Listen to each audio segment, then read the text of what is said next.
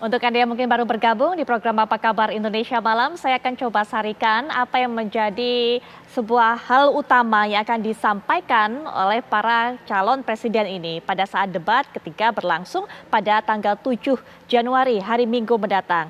Pak Anies ini seperti dikatakan oleh Pak Sukamta tadi akan menguatkan bagaimana dari modal atau pandangannya memiliki modal yang baik untuk bisa merumuskan geopolitik kemudian juga geostrategis yang cocok diterapkan untuk Indonesia dan juga bagaimana Indonesia bisa bergaul di internasional bukan hanya berbasis hal-hal yang pragmatis tapi berbasis dengan hal nilai.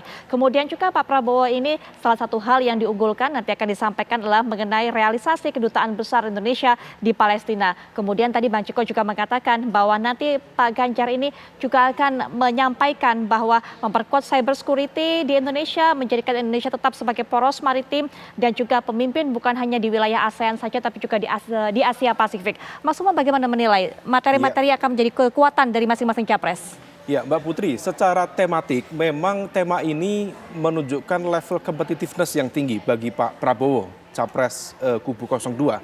Oleh karena itu, ini kemudian seolah memberikan ruang bagi Pak Prabowo untuk mempersilahkan kubu 01 Mas Anies dan juga kubu 03 Mas Ganjar untuk masuk ke ringnya Pak Prabowo. Ini kita nanti akan lihat apakah dua orang ini akan menjadi belimbing sayur selanjutnya siap diulek gitu ataukah tidak.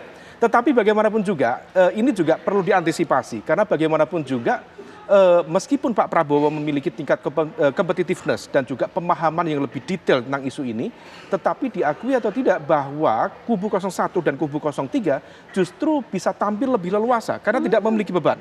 Dan munisi yang cukup kuat yang kemudian bisa dimainkan rasanya sudah mulai mulai dimainkan oleh teman-teman di 01 dan juga 03. Khususnya terkait dengan konteks isu akuntabilitas dan transparansi terkait dengan konteks anggaran pertahanan. Betul. Kemudian bagaimana alutsista yang barangkali menjadi ruang perdebatan terbuka dan tampaknya teman-teman kubu 02 juga sudah mengantisipasi itu.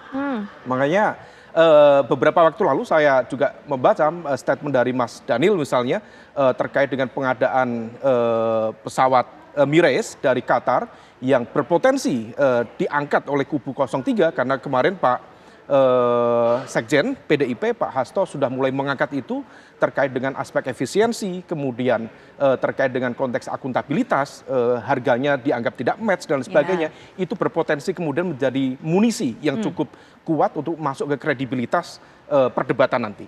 Nah kemudian di kubu 01 tampaknya juga sama, mencoba untuk memainkan lagi-lagi di politik anggaran, terutama terkait dengan konteks pertahanan.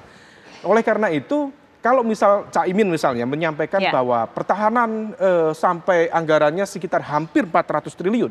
Padahal kalau misal merujuk pada rata-rata misalnya ya, di negara-negara yang menjadi anggota NATO, itu praktis alokasi defense budgetnya itu sekitar 2%. Singapura sendiri tetangga kita dengan kekuatan GDP yang cukup besar itu sekitar 2,8% dari GDP mereka.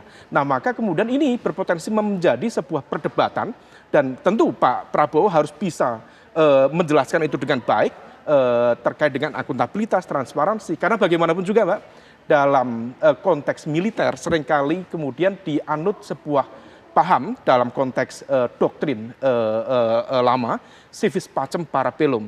Jadi kalau Anda ingin berdamai, maka bersiaplah untuk berperang. Nah maka kemudian alokasi anggaran tadi itu diarahkan untuk melengkapi kesiapan kita in case dalam kesempatan berbagai ruang, waktu, kemudian ada ancaman sifatnya mendadak. Nah tetapi ini kemudian menjadi sudut pandang berbeda. Di satu sisi kubu 01, kubu 03 akan mencecar Pak Prabowo dengan terkait dengan ini prioritinya mana? Prioritinya mana? Apakah ini bagian dari konteks prioritas? Praktis kita memang ada Laut Cina Selatan sedang bergolak, memang ada terkait dengan ancaman keberadaan AUKUS ya, Fakta Pertahanan antara Australia, US dan juga UK. Tetapi dalam konteks ruang ancaman pertahanan yang real itu belum begitu tampak. Yang justru perlu diantisipasi isu lain adalah terkait dengan Papua.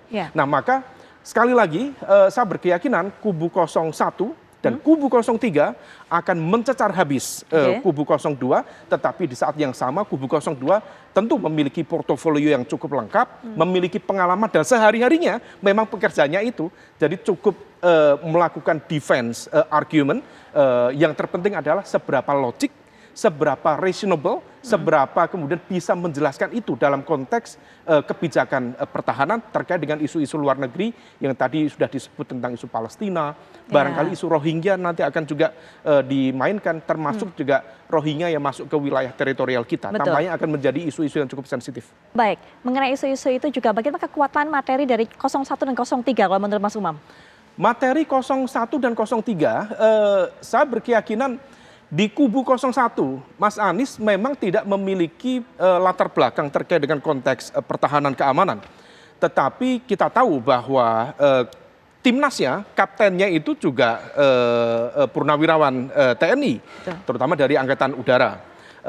Tentu akan memberikan insight yang cukup kredibel, dan juga Mas Anies sendiri juga tentu memiliki international exposure yang cukup memadai, sehingga kemudian penguasaan terkait dengan logik bukan hanya di Asia Tenggara, Mbak, tetapi di Indo-Pasifik secara general.